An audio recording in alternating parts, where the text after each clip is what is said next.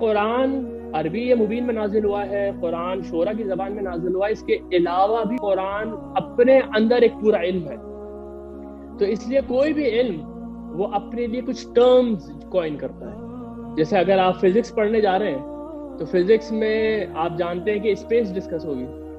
تو اسپیس تو ایک انگلش کا ایک عام سا لفظ ہے جس کے معنی جگہ، لیکن جب فزکس کی کتاب کے اندر لفظ اسپیس استعمال ہوگا تو آپ کو پتا ہے وہ ڈفرینٹ معنوں میں استعمال ہو رہا ہے.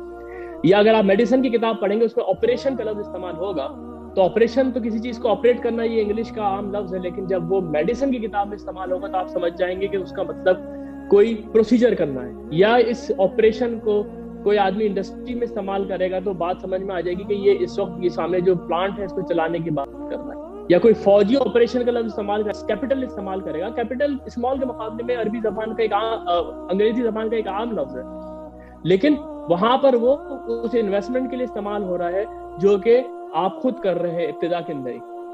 اسی طریقے سے قرآن بھی اپنی ایک ٹرم یوز کرتا ہے، اپنی ایک اصطلاحی زبان استعمال کرتا ہے.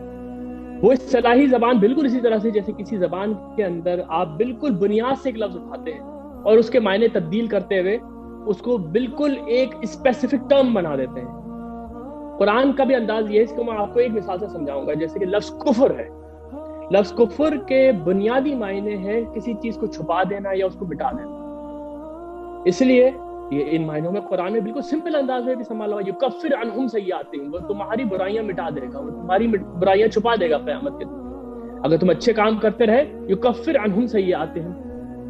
اس کے بعد یہ لفظ کیونکہ چھپاتا تو کسان بھی ہے، وہ بیج ڈالتا ہے زمین میں، وہ بیج کو پھر مٹی کے اندر چھپا دیتا ہے، تو یہ لفظ کسان کے لیے بھی استعمال ہونا شروع ہو گیا.